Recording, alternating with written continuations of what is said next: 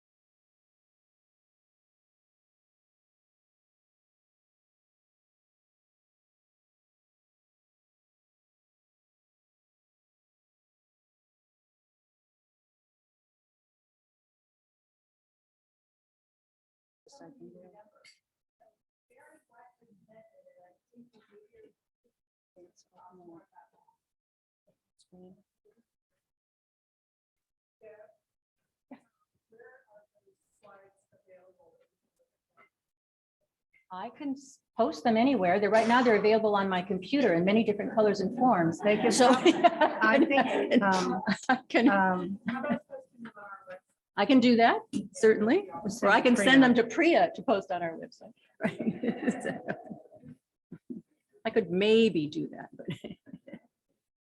So you're supposed to share the screen. For the record, we can see you now, which is good. I need to. Pardon? I don't know what. I had a slide of all of Alicia's accomplishments, which were 4 pages long, and I have not memorized them. I was counting on my slides, so I may have to just tell you a story that I plan to do.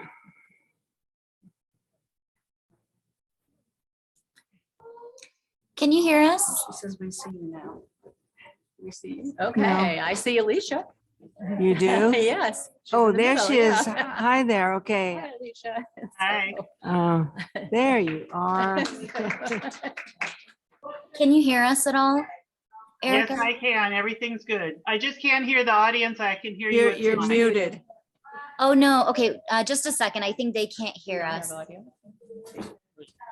Thank you. Well, while we're messing with all of this, I had a large slide with all of the accomplishments that Alicia has, all of her accomplishments over the many, many years that she's been a member of AAUW at both the branch and the state and the national level. So I can't repeat it to you, but I wanted to tell you a story that she sent me. In 2013, I worked with the staff at the Women's National Basketball Association LA Sparks basketball team to bring a group of AAUW members and supporters, including 2 basketball teams, to the last 2013 home game, where AAUW California was in the spotlight. I created all of the come and join us materials and worked strategically to advertise our efforts. I created the marketing plan and encouraged all to stand up for Title IX at the game. We wore AAUW We Love Title IX t-shirts and had a membership table on the main concourse. I was able to get the owner of the team to come and speak to our attendees at a pre-game reception.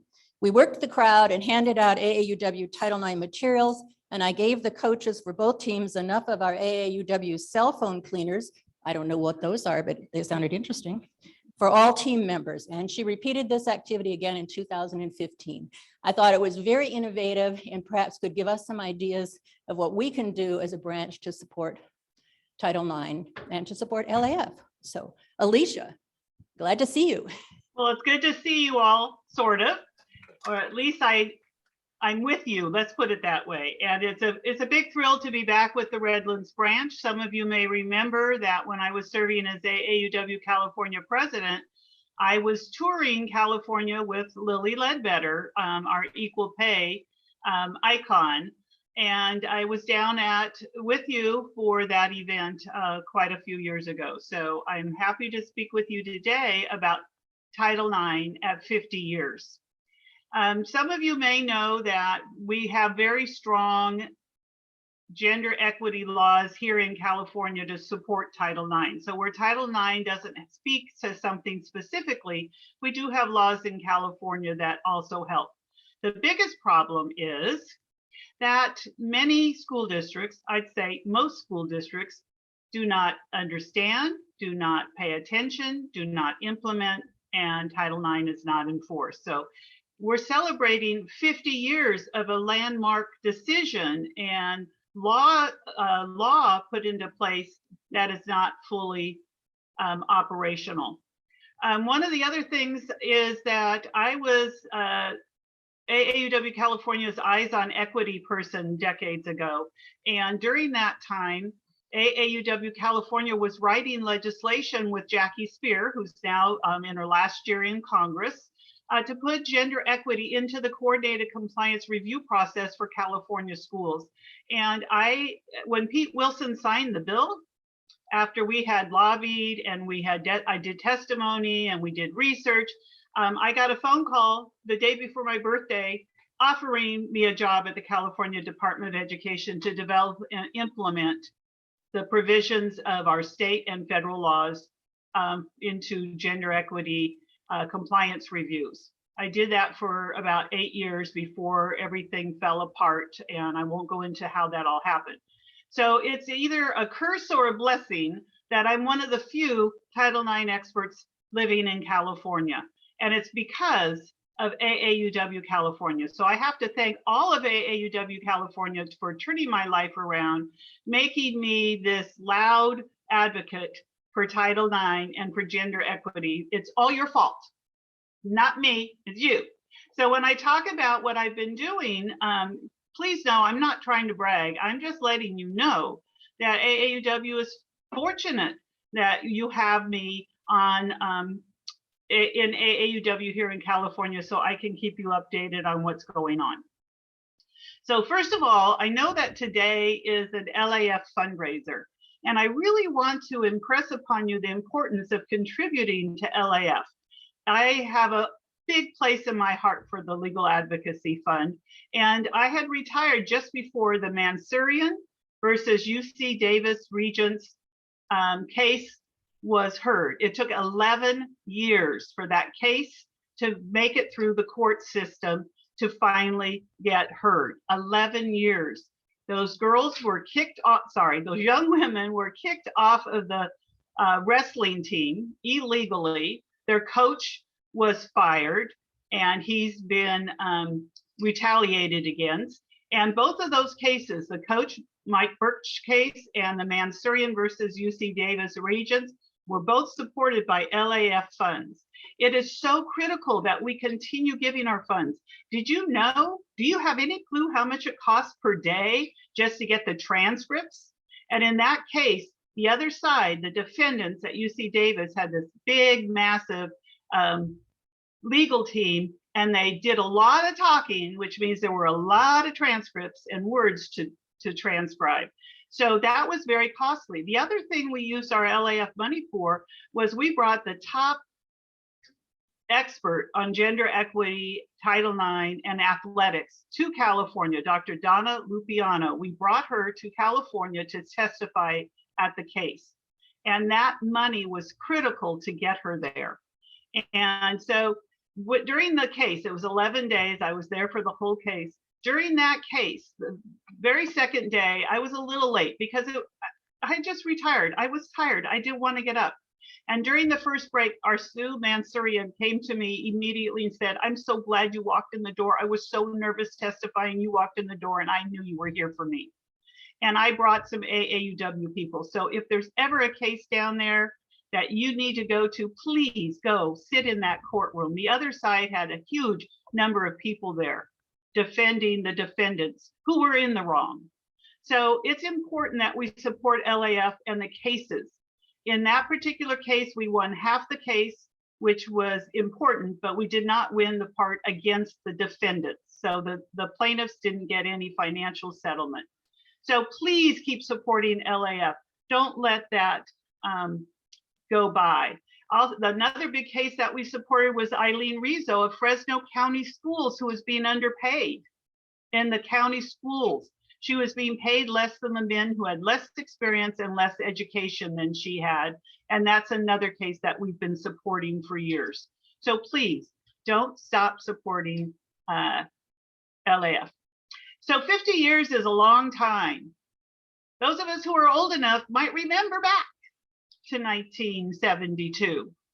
We might remember where we were and what was happening in our lives. But even though it's been a long time, implementation and enforcement has not even come close to being accomplished in any school district or college university in California.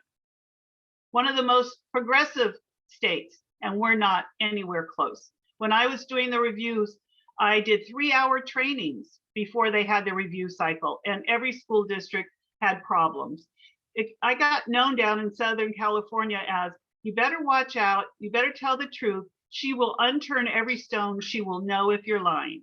So I became known for being a dogged investigator to take care of Title IX, but there was only one of me and I only trained a few people to work with me. And those on-site reviews are no longer happening. So without those on-site reviews, they're only doing paper review.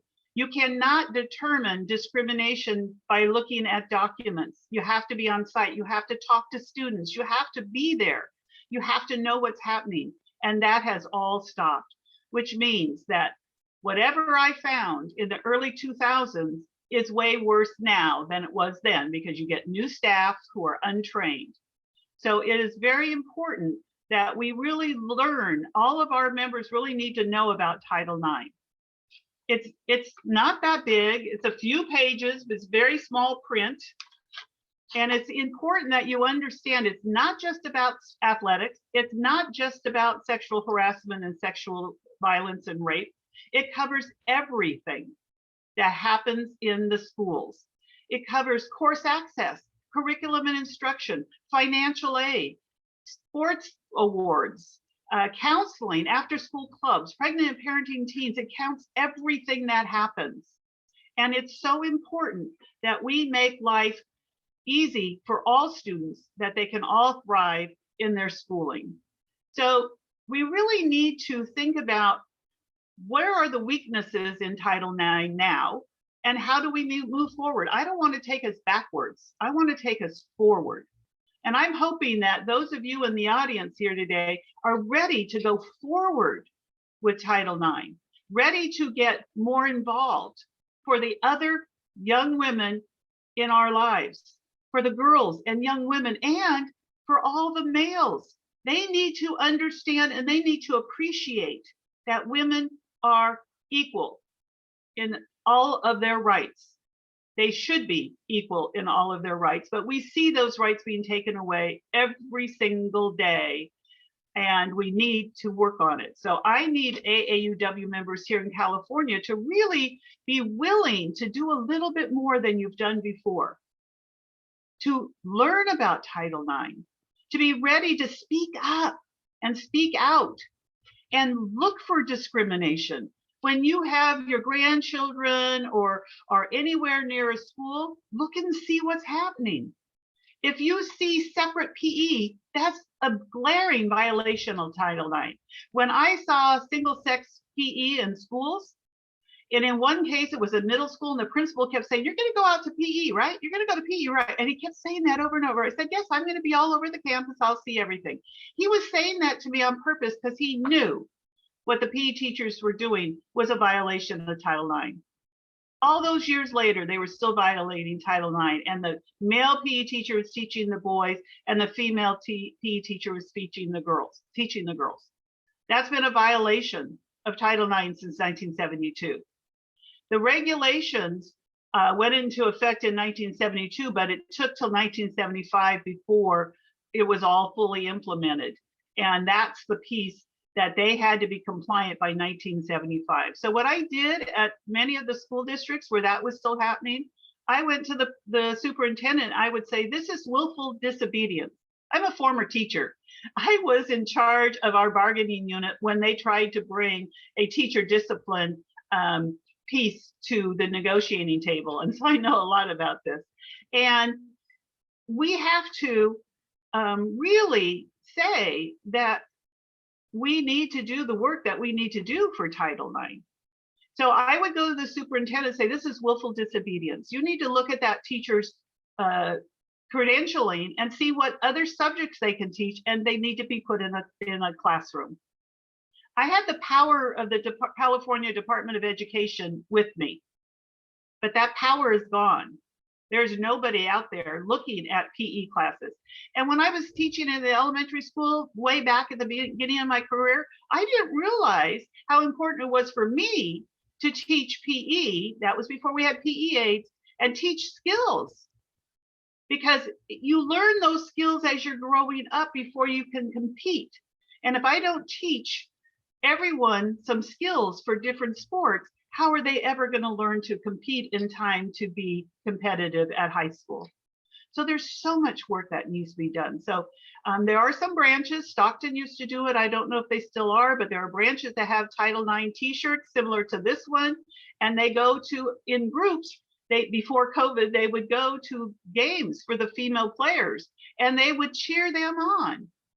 and B, the routing section. In Chico Unified, one of our AAUW members went to the Office for Civil Rights in San Francisco and filed a formal complaint against what she saw between the difference between the softball field and the baseball field, and filed a case, and it grew and grew and grew, and she won that case because they were discriminating.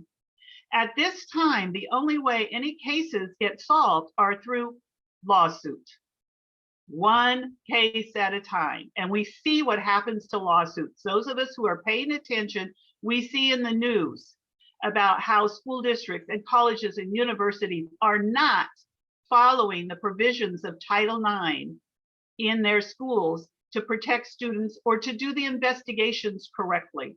So it's really important that we start getting more people in AAUW informed and speaking out. Anybody can file a complaint. You can file an anonymous complaint against your school or school district. You can go to OCR and file a complaint. You can go to a lawyer. We have lawyers that work on these cases pro bono and, you know, get involved. So there's so much we can do in our local communities, and it's so necessary. After I left that department, I went to the complaints management. So I did arbitration and mediation for parents against school districts. And then I went to child development, where the true problem begins with the pink blanket and the blue blanket and the differential treatment of babies. But anyway, so I want to go back to California laws. We have strong laws in Title V in California, and this is the education code. Look at the size of this education code. Look at that. And in there is the gender equity, educational equity, civil rights laws. And it also includes language that says that trainings, videotaped trainings, will be available to all school districts, wait for it, in years where money is available. There has never been money made available. So AAUW California Public Policy Team, I am a member of the National Public Policy Committee. I am your Title IX rep on the California AAUW Public Policy Committee. I'm also on the Hawaii Public Policy Committee, and I'm the Maui branch rep over in Hawaii. So I'm very involved in all this public policy piece. And we really need to work on getting that language in Ed Code implemented.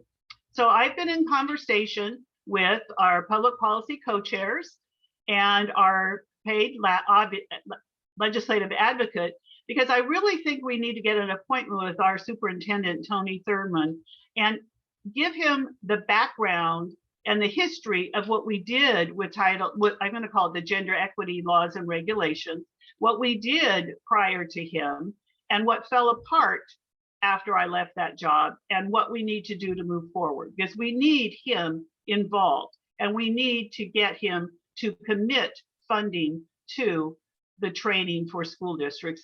And that funding should be easy to come by, since we now know we have a very large reserve in the California budget. And that California budget needs to be shared with civil rights advocacy here in California. So that's one thing that we are working on right now. Now I'm going to take a minute to take a deep breath, and I want you to know that you know, we will have a Q&A in a few minutes. So be ready to write down your questions, and then someone on the leadership in the communication team there will ask those questions after they get them from you. So I wanted to be sure you knew that. So the only way we get anything done now is lawsuits. There's a lot of big lawsuits. You can just Google Title IX and you'll get all the news about all these lawsuits that we have going. Fresno County is one of the ones that's very messed up and still has problems. Berkeley Unified is messed up and has a lot of problems. And actually, after I retired and they lost their Title IX person, and I already knew they had a lot of different kinds of problems there, I called the head of personnel and I volunteered to come down to Berkeley, where I'm from, and help them get compliant. And they didn't even want to talk to me. They didn't want my application because they were not interested in hiring somebody who was qualified. And so because of that, they still are having trouble getting and keeping anybody to do the Title IX that has any experience. So what is the future of Title IX? What can I do to get you excited about Title IX? Well, here's something. On June 21st, the Maui branch of AAUW has a very exciting program. And if any of you are interested in it, I can send you the link. They are doing with Patsy Mink's daughter, Gwendolyn Mink, and Judy Sue Chun Wu are two authors who just recently, a couple weeks ago, released the new book, Fierce and Fearless. Patsy T. Mink, first woman of color in Congress. And on June 21st, those two authors are speaking to the Maui branch. Now, our branch is very small in Maui. Wouldn't it be wonderful if we had a lot of Californians also calling in and watching that presentation? And they're doing it in conjunction with the June 23rd anniversary of Title IX, because we have a proclamation that the mayor on Maui is presenting on Title IX, and there'll be one on each island plus one for the state of Hawaii. And we're working on one here in California. I don't know the progress on that, but we are working on that with the governor. So if you're interested in June 21, please let Deborah know, and then I can send her the link, and then she can find a way to get it out to you all. So that's one thing I would encourage you to do. Now, here's the depressing news. When Biden was elected and went into office, they said that they were going to immediately fix the things that Betsy DeVos did from the last administration that destroyed Title IX in one section. And that main section that she destroyed was the sexual harassment, sexual violence piece. She went in there and was able to, because they had the time, to go in and change that. So the protections to the victims has been taken away, and she's protecting the schools, the colleges and universities mostly, but she wanted to protect them from financial obligation or any obligation, and she wanted to protect the accused, the perpetrators. So luckily we were out of schools for 2 years, so students were not on site, but we're back in schools now. And the Biden administration immediately last year said that they were going to get right on it and get started. I printed out last night the list of things they did. So in April 6th of 2021, they started their comprehensive review of Title IX. So April 6th. Okay, last year. And their plan was to release their proposal to fix all the wrong she did. They planned on releasing that in April of 2022. Well, with the upcoming midterm election, that made me very nervous. They should have started much sooner. This should have been top priority, but you have a brand new Secretary of Education. There's a lot of other issues that he's been looking at, and this one did not get moved quickly. It was supposed to come out in April. Then they said May, and guess what? It's still not out. And to start this whole process, it takes a couple years. To start this whole process, we have to allow for public comment. And last time when DeVos did it, we did public comment, and we got letters from all 50, well, from all the states and territories of AAUW. And I wrote, along with our public policy chair, I wrote the letter for California, and it's available on the AAUW California website under Title IX. I wrote that letter specifically to tell them what we were against it. They got so much mail, it took them a long time, but they did what they wanted to do anyway. My big concern is that if this doesn't come out, and if we lose either the House or the Senate, we will not get this corrected during the next 3 years. It won't happen unless we have the votes. And so we really have to rely on who the voters get elected, who the voters vote for in all the other states in November. So we need to be involved in letter writing and postcarding to other states to get women out to vote, and men who care about their children, get them out to vote, so that we can save Title IX, so we can get it turned around. So that's something that we can all do together, is do postcarding. It's very quick and easy to write postcards to people in other states and encourage them to vote in this primary, because we cannot let this stand any longer. We have to change it. So educating yourself about Title IX is critical. I want you to keep your eyes open to gender discrimination in your local schools. Always be prepared to say something when you see something. And I've been doing this for years. When I'm out and about and I see something, I have private conversations with people, or I have public comments to remind young women what they stand to lose if we do not keep Title IX. So that's very important. Anybody who sees something they think is discriminatory, we do have Title IX lawyers that are available. Elizabeth Kristen works for the Legal Aid Society, and she does sports, and she is an AAUW member, and she works out of San Francisco. You can contact the Office for Civil Rights in San Francisco directly and report something you've seen, or you can go to the California Department of Education's Civil Rights Office, and I went online and printed out how to get to them. And I typed in gender equity / Title IX, and Randy Thompson is the EEOC officer currently, and that's Equity, Civil Rights, Title IX, ADA, MOA. I don't know if this person is an expert in Title IX because they're doing all of the equity again. I was the only expert at the California Department of Ed when I was there, and now they've rolled it all back and they're calling it educational equity, which is what it was before Jackie Spear and California AAUW wrote that bill. So those are ways that you can report the things you see around your community. So before I take questions, I want to tell you that we're looking at meeting with Tony. I already mentioned that. Now, you want to be on the inside scoop of something? You want to be the first branch to hear some news? Do I hear yeses in the audience? Yes. All right. So here's the possibility. The AAUW California Public Policy Committee has just started talking a couple weeks ago about it's time to once again have our own AAUW California sponsored bill. And they want to do it on, guess what? Title IX. Isn't that exciting? You're going to be one of the first people to know. So it's important that you really get to know Title IX, because you're going to be one of the branches that I'm going to rely on.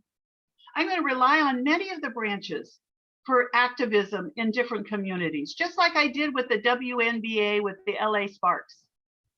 When a woman that worked for the Sparks reached out to me and I said yes, and it was an African-American woman from Harlem that owned the team at the time, that was groundbreaking. No AAUW state had ever done that, partnered. And I actually got our national office to do a PSA that was shown at Staples Center as I sat in the front row. And as I had all these people there, we even got a special audience with the owner up in a private room where she talked to the high school and the college female basketball players that were there. And we had an opportunity to go around that whole arena with Title IX information and AAUW information.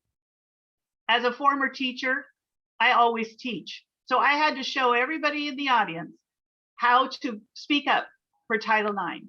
And I went around to the other side and I was passing out. They were AAUW cell phone screen cleaners. They were little round things and you use them to clean the screen on your cell phone. I went around and passed those around all over on the other side, because it's important for us to raise our voice. What is our legacy in AAUW if it's not to take action? Our legacy is not to study. Our legacy has always been action since 1881. So it's important that we do these things. I'm going to give you another little side note. After Lily Ledbetter was here, and this is her copy of the beginning of her book, Race and Grit, for those of you who haven't read it or bought it and given it away to young women looking for a job and equal pay. I have become very good friends with Lily. We're like sisters now. And I have met the woman who has written the screenplay and will be the director for a new documentary about Lily Ledbetter. And the actors are hired. Patricia Clarkson will play Lily. I am working with her staff because after the movie comes out, we're talking about AAUW branches having the opportunity to show the movie and build membership in your local branches based on equal pay issues. And so that movie is being filmed hopefully this year and will be coming out. And I'm staying on top of that because I'm working with the director and with her team to get AAUW involved. And AAUW is in the script of the movie. Now, you know what happens with scripts. Sometimes things end up on the cutting room floor.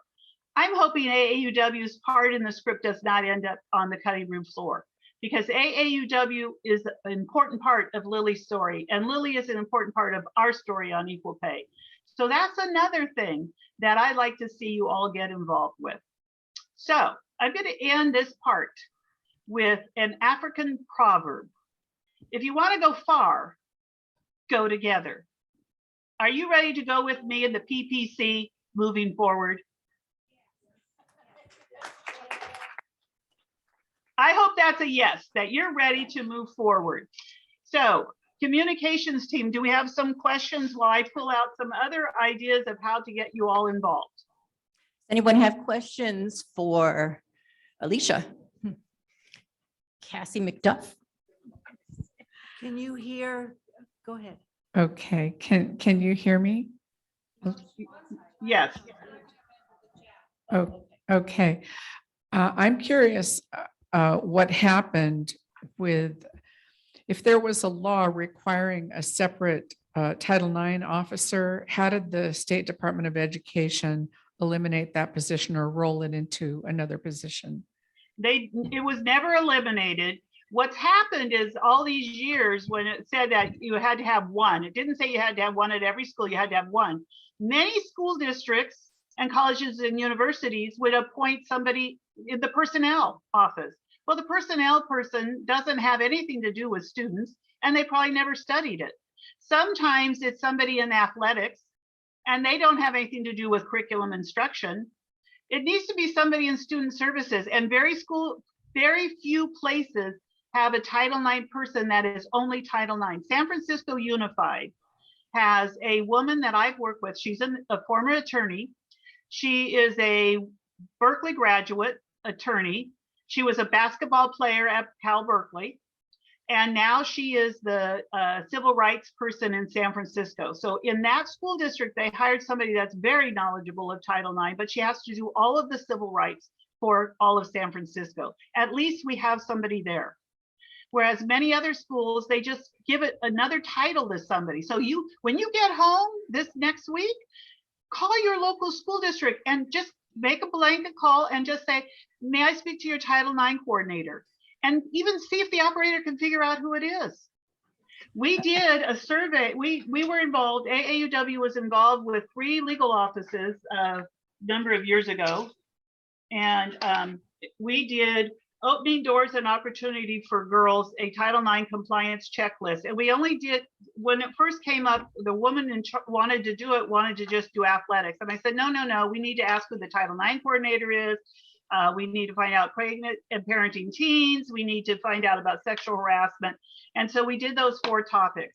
And that group was AAUW of California, the California Center for Research on Women and Families, California Women's Law Center, which is in LA and started by Sheila Kuehl many years ago. And Sheila Kuehl went to Harvard Law School and they didn't want her to let her in, but her scores were so high they were forced to.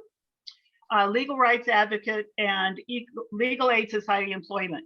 So this is also on the California website, and it only covers those 4 topics. It doesn't cover everything, but you can use that first one about who the Title IX coordinator is, and you can just make that call, or you can just do it. If you like being on the computer and Googling, just get their parent-student handbook and look in there and find out who the Title IX coordinator is. So we want to know who it is. We want to know what their main title is and how they are advertised as being the Title IX person. So they have to have one. Now in Hawaii, there's 5 islands. They have one Title IX person on Oahu. How can that one person on Oahu take care of the schools on 5 islands? It's like California, because we're a very large state. When this bill was passed to do the compliance reviews, Pete Wilson only signed it when the money was taken out. And when the money was taken out, it meant I could only do 20 reviews a year. 20 reviews a year would be longer than my lifetime to complete the whole state of California. Next question. Yes, I would like to know what happens to the schools that are found to be out of compliance. What is the penalty? Well, unfortunately, with Title IX, it's only civil penalties, not financial. So that's why many people go to lawsuits if they want to get some financial punitive damages out of it. How are they being incentivized to follow the rules if there's no stick? They aren't. I had a stick, but because I had so many non-compliant findings, it was very hard to get back. We divided the school districts up, and so you did a certain portion every year. And I never was able to completely get every school district compliant before I left the job. So was it just a stigma of being found out of compliance that does make them want to comply? Or do you announce it in some public forum so that parents moving to that district know that they're out of compliance? Well, all of those documents are public documents. They can all be found. You can all ask for them from their last review. You find out what was going on in their last review. But remember, they're only doing paper reviews now. When I was doing it, I actually had conversations with students without any other adults there except for the people on my team. We met with teachers, we met with parents, we went through all their documents. I went in every locker room. I looked at everything. And that's not happening anymore. So because nobody is doing that work, I know that things are not right.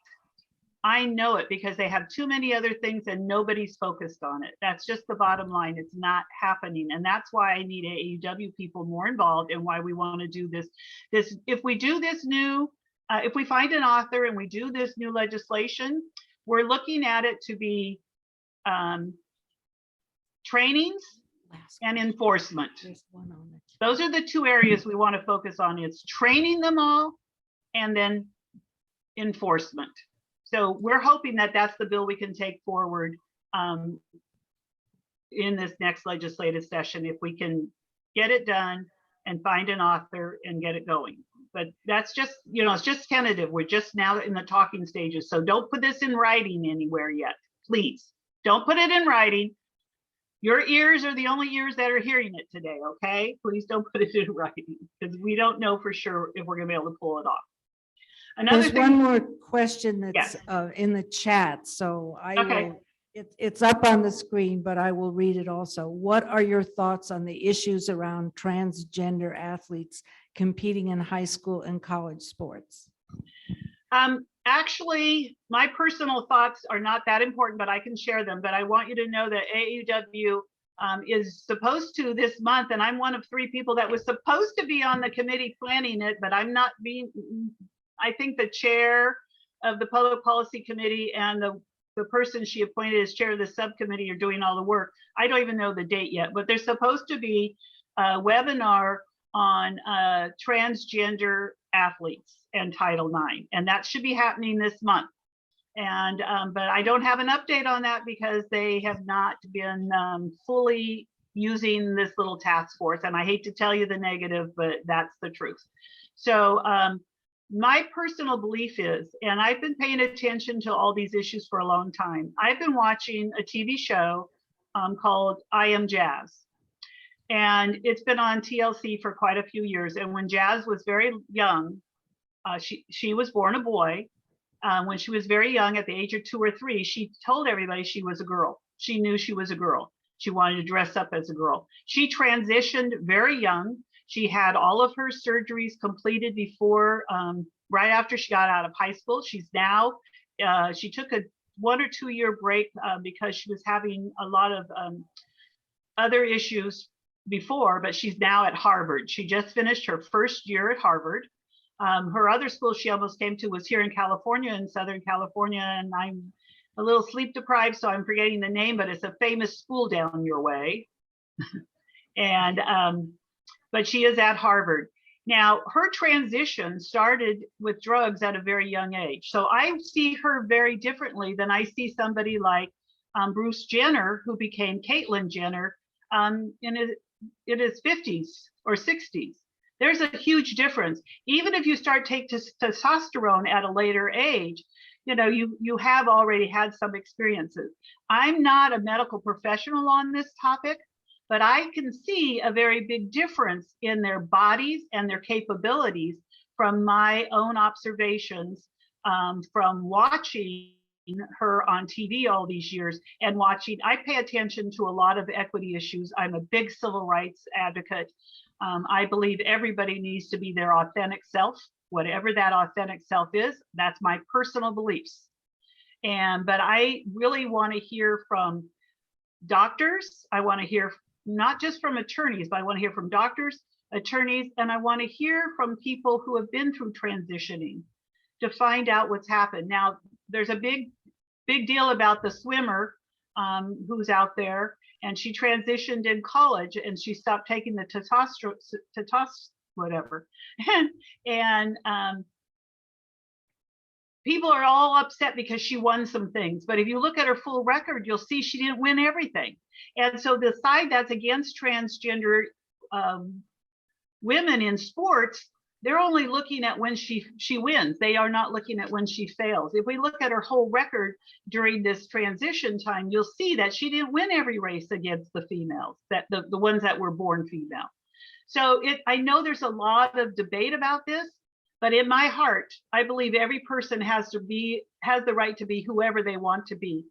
I remember Matthew Shepard from years ago, and I was a member of the National Coalition for Sex Equity in Education, and we were up and heard the story, and the young guy who tormented and was so horrible to him up into killing him, and he died. He finally admitted later on in life as an adult that he thought he was gay as well, and he was acting out against somebody else because being gay in his family was not a good thing. So we have to really look at what happens in schools with bullying, and we have to protect all students and allow them to be whoever they want to be.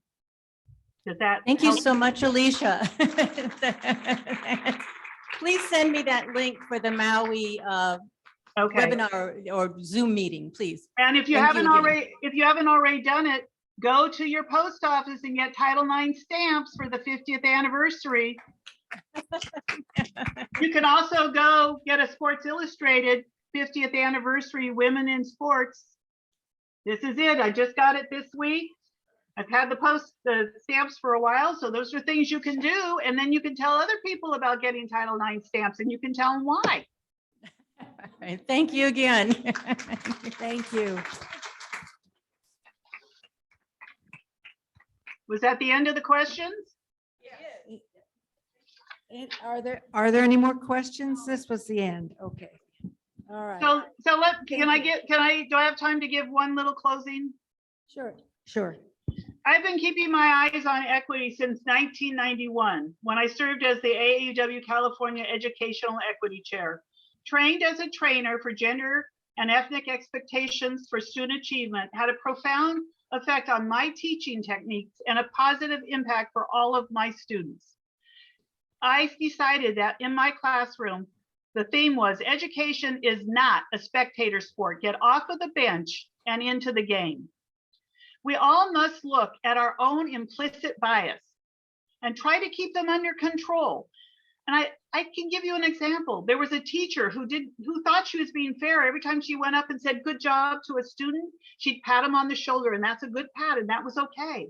It wasn't until somebody videotaped her that she saw that every time she did that with an African-American child, she went and washed her hands. That implicit bias was so deeply ingrained in her, she didn't know. We don't know what we say and do that has an impact on others. So we have to pay attention. I want to give you my last words from the notorious RBG, Words of Wisdom from Ruth Bader Ginsburg. I think unconscious bias is one of the hardest things to get at. My favorite example is the symphony orchestra. When I was growing up, there were no women in orchestras. Auditioners thought they could tell a difference between a woman playing and a man. Some intelligent person devised a simple solution. Drop a curtain between the auditioners and the people trying out. And lo and behold, women began to get jobs in symphony orchestras. Thank you, RBG, and thank you, Redlands AAUW.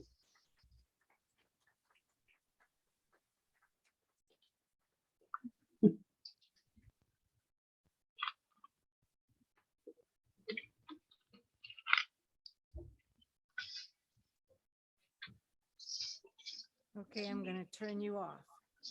Okay, bye all.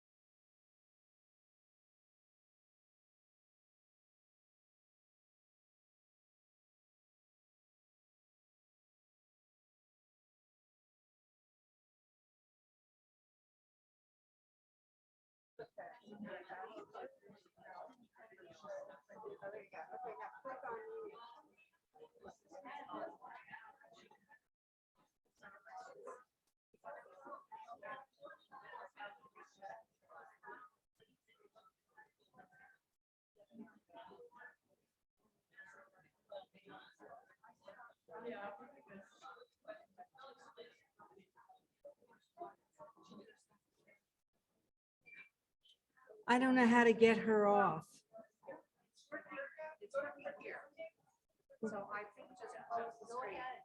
Click on what? And then do what?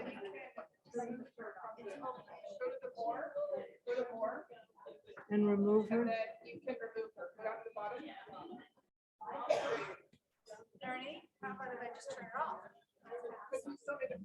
All right. Yes, we've got it. We've got it. All right. Yeah, you can do that, but we still need the camera. Right, and we need it for the rest of the meeting so that people who have tuned in on Zoom. I don't know. It seems like it's okay.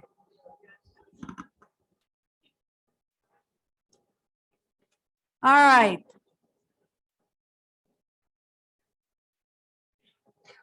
The next thing on our agenda is is the whole question about our new officers and old officers who are going to be leaving. So I am going to start out by asking all of those who are here, who are officers leaving the board, to please stand up so we can say goodbye to you. Well, to the board, you're still going to be coming here. Okay. Oh, okay. You want to come up for a picture? People going off the board. Well, Tricia Stubbs is going off as president-elect, but she'll still be on the board. Nernie Miller is leaving us as secretary, a difficult job. Actually, Ellen Weiss is leaving us as treasurer, but she's not here, but I'm just going to mention her. Judy Dodds is one of our ad hoc, at-large Board members, Judy, you want to come on up? Mary Lou Guerrero. Where's Mary Lou? There you are. Come on up. Mary Lou is also an at-large board member, and she will be leaving the board, but not AAUW. Barbara Simmons is not here, but Barbara was also an at-large member. Sue Wallace. You want to come on up? Sue Wallace is chairman of the nominating committee.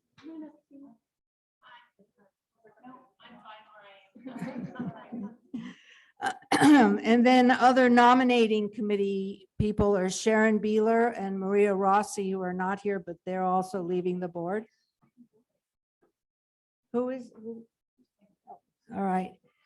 And Eileen Sanborn is leaving as nominating committee.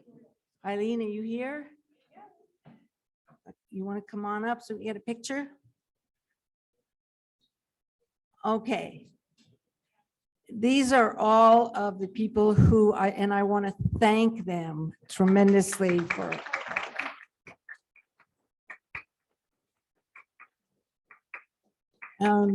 being on the board has been important. There are a lot of decisions that we end up making and then we bring to you to be either voted on or just announced.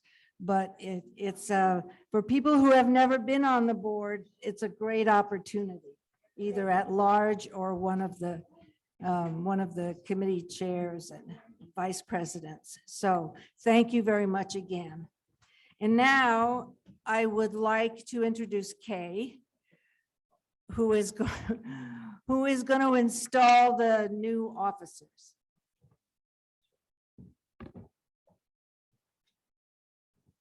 Hi, yes, I am. So let's have Tricia and Marilyn Shanker and Amy Bisek, Marion Golson, Joyce Heitmeyer, Sarah Van, what?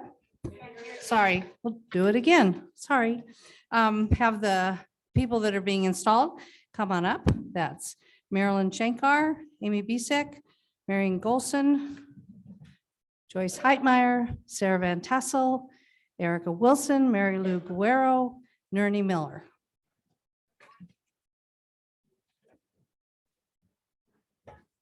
Oh, I'm going to do that, and I'm going to install you. Okay. First, we have President-elect Marilyn Shankar.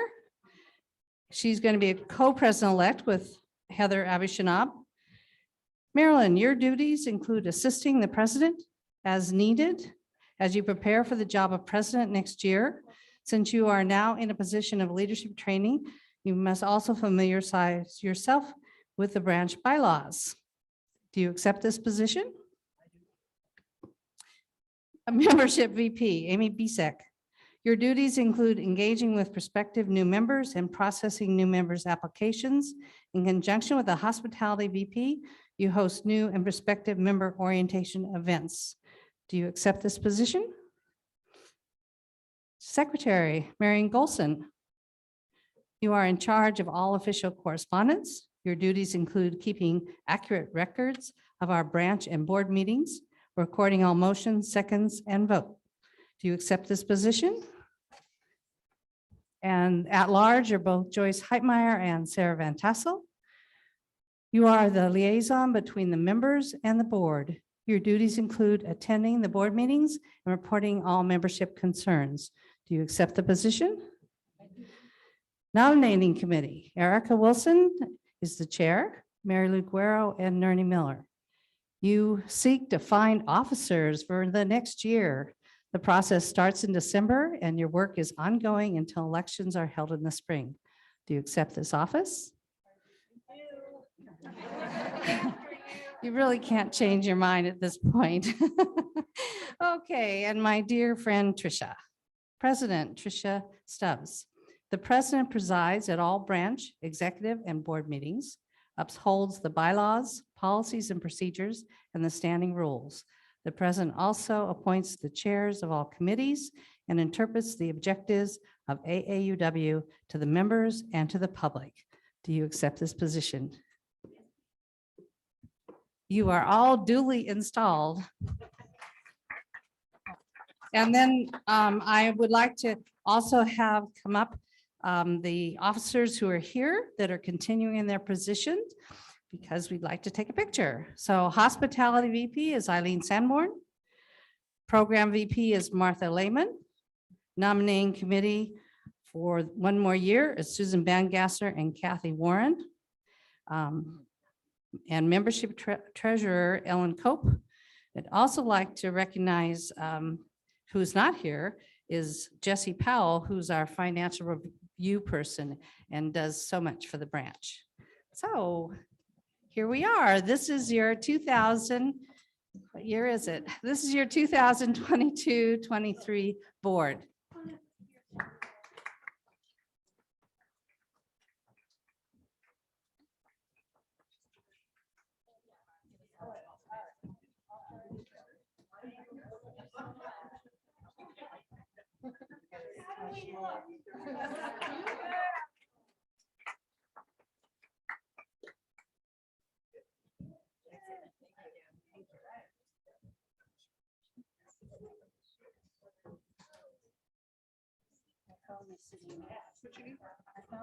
Yes, that is my lifeline.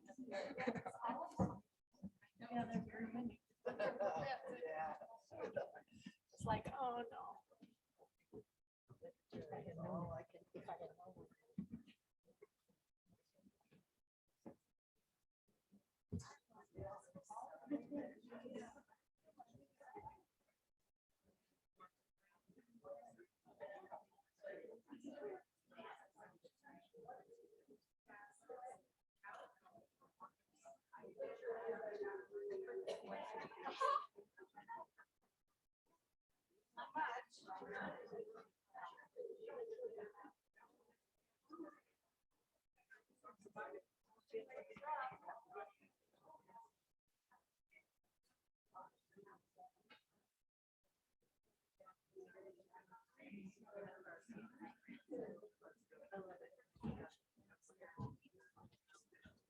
Part of this process is for the incoming and the outgoing president to exchange greetings. And I just want to say thank you so much to Erica for everything she has done this year. And she's been a wonderful teacher. I've learned so much. I hope that it all goes well. If it doesn't, she said she's got my back and I can check with her, but thank you very much, Erica. Thank you.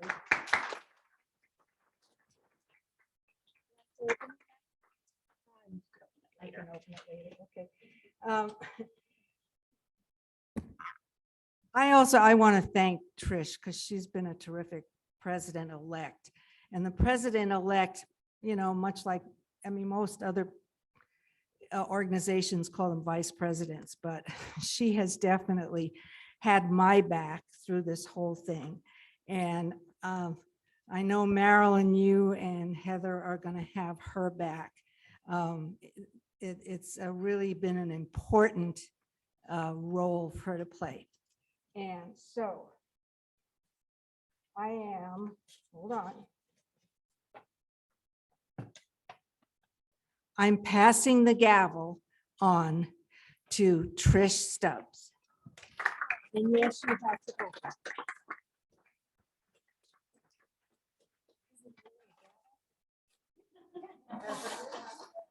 It's really a gavel. Really a gavel. So cool. I can bring it to meetings and bang on it for fun. Yeah. Yeah. Let's see.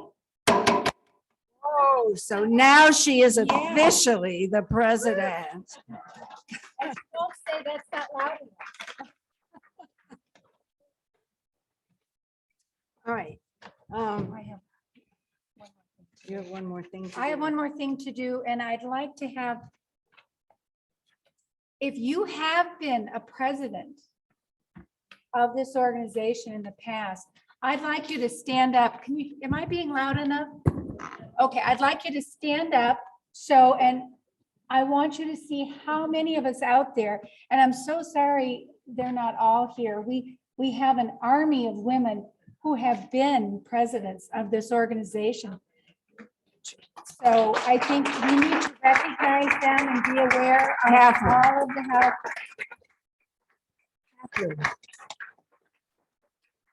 Catherine, weren't you a president once?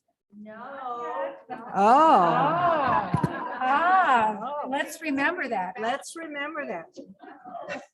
Okay, so the other one thing I would like to recognize is how many of you are the heads or chairs of the different activities that we have?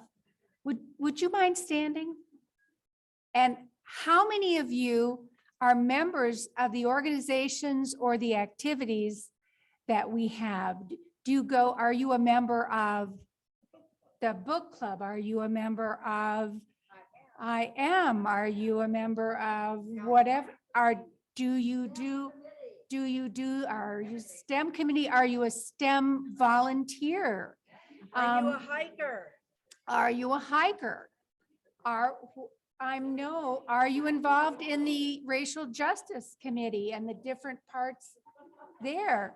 So this is an organization that is made up of all of us. And I'd like to thank all of you for your efforts and your participation in AAUW Redlands branch. Thank you.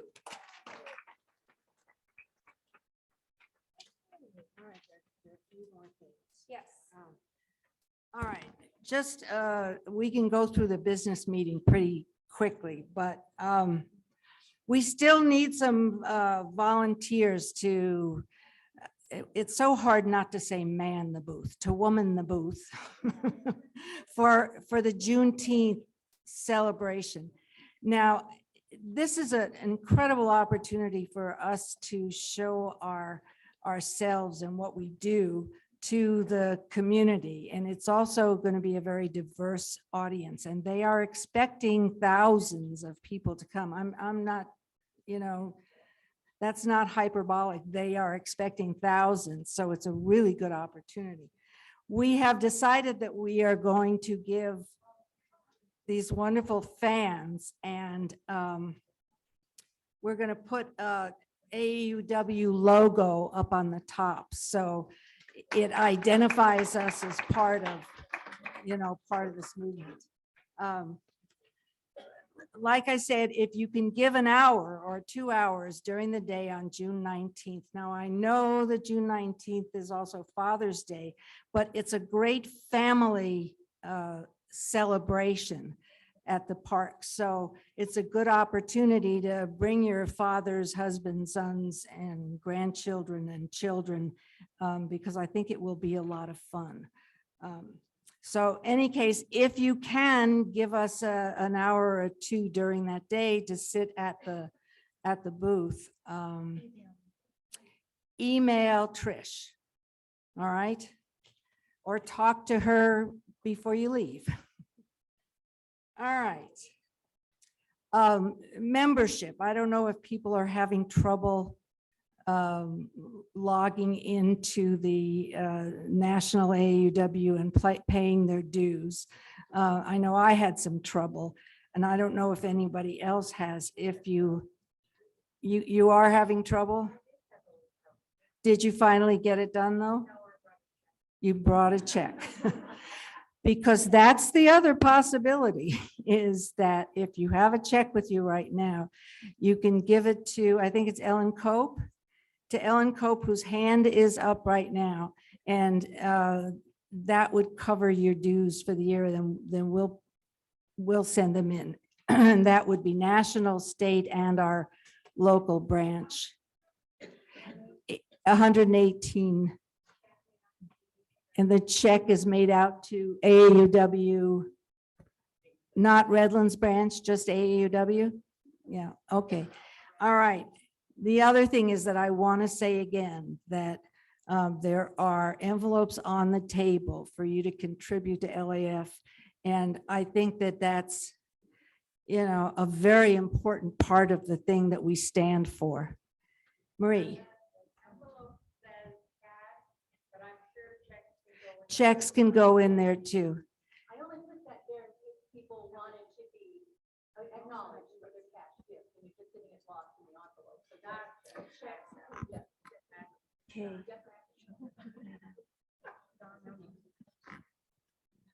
Okay, and then there's also another thing. Unfortunately, we don't like to have, you know, two contributions at the same meeting, but this is our last meeting for the summer. So, and this one is Donna, where's Don Romo? Don. Will you explain what that's for? Because, you know, this is a donation towards schools, and we will not be meeting again before the schools go back into session. So.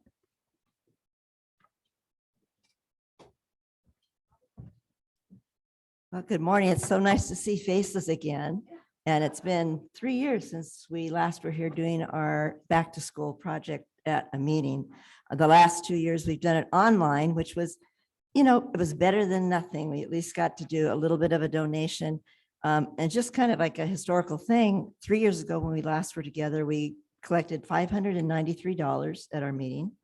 And then the first year in 2020, the pandemic, we collected $210 online, and it had to be in, well, it wasn't even online, it was mail. We had to do it through the mail. And then last year it was also done through the mail, but we had a much more generous response. It was $810 last year, just being done by people mailing in donations. So this year we made it really easy for you. You don't have to mail it. You can put cash in the little crayon box on your table, or you can put a check in there made out to AAUW Redlands branch and put back to school in the memo. Or you can even use your credit card this year. So if you don't carry cash anymore and you've left your checkbook at home, you can still donate. And I'm just going to borrow a line from something that Alicia said when she was talking to us, and she was, you know, basically talking about Title IX, and that so that all girls could thrive. And I just want to stretch that a little bit, say, so that all students can thrive. And we know that here in Redlands, we are a fairly affluent community, but we do have many, many families in our community that do struggle. And this year particularly, we all know how prices of everything have gone up. And for these children especially to have school supplies, that's probably the last thing on their parents' list to buy for them when August comes around. So this project, in conjunction with Micah House, they and Family Service run a back to school jam, they call it, at Sylvan Park, about a week before school starts, where they hand out backpacks that are full of school supplies for these children that need this extra help. And we've been so generous in the past donating backpacks. And the last couple of years, we've just given them the extra cash and they go out and purchase the rest of the supplies. And that seems to work for them because they have certain specific things they look for. As a retired teacher, when I go out, I'm buying everything I see to put in these backpacks, and I'm getting colored pencils and thinking of all the different grade levels that are affected. And they kind of narrow it down a little bit. So that's a good thing for them. So if you haven't donated already, you can stick a check in the box or cash, or on the back table. I'm sure they'll light up the credit card machine again, and you can stick your card in there. Any amount helps, but it all will go to, the money will go to purchasing supplies for these students. So thank you for your continued support, and do it again. Question? Oh, well, it's a little bit off your topic, but it's actually, I want to make a suggestion to the program chair to have a Zoom meeting with one of the representatives from the Brady Common Sense for Gun Laws.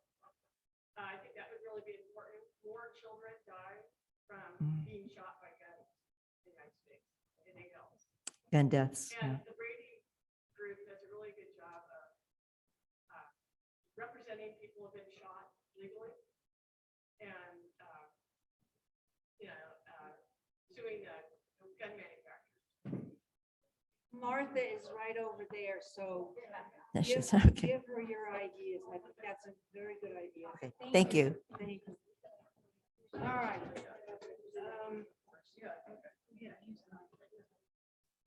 One more thing. We have one more thing, one more important announcement.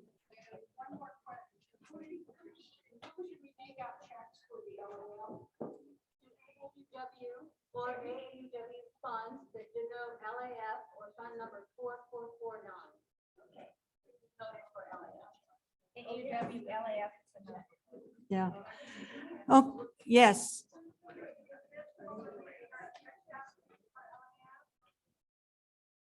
They make it out to AAUW or AAUW funds that denote on your check that is for LAF or which is fund number 4449. Did everybody get that? Isn't it enough just to say AAUW, LAF? We could do that, I think. Yeah. As long as we designate it for LAF. AAUW, LAF. Not the general fund. We also work with. Okay, the last item on the new business agenda involves our September branch meeting, which is going to be a celebration of our 75th anniversary. We have, as a branch, have been around for 75 years. And so the September meeting is going to be a celebration, a looking back over our 75 years. And Trish will tell you more about it. Well, the only thing I'm going to tell you about it is that we need the membership today to approve the budget for it. So the budget was, it should be in the minutes, I think. Okay. Okay, the budget isn't in the minutes, but the budget, what I would tell you is that what we have identified, what Sharon Beeler has identified is $547 that goes towards printing and some items. And then it's hard to know exactly what we want to do. And she wanted to hit a top and just say, you know, if we just pass the budget for $1,000, we'll never spend $1,000. But if the membership would just say, okay, you know, just say yes, and we won't, I promise we won't spend anywhere near that, but the membership needs to say yes to that, say aye. And I'd like Erica.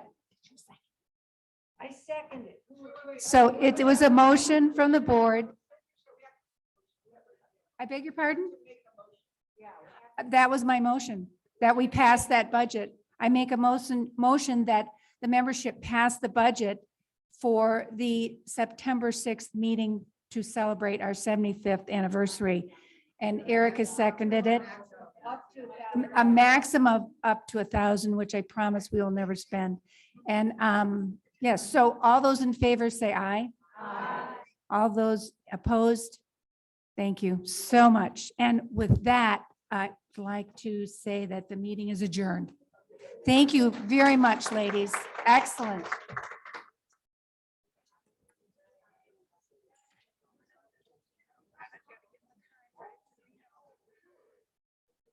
I want to sit in my lap the whole way. All 45 pounds.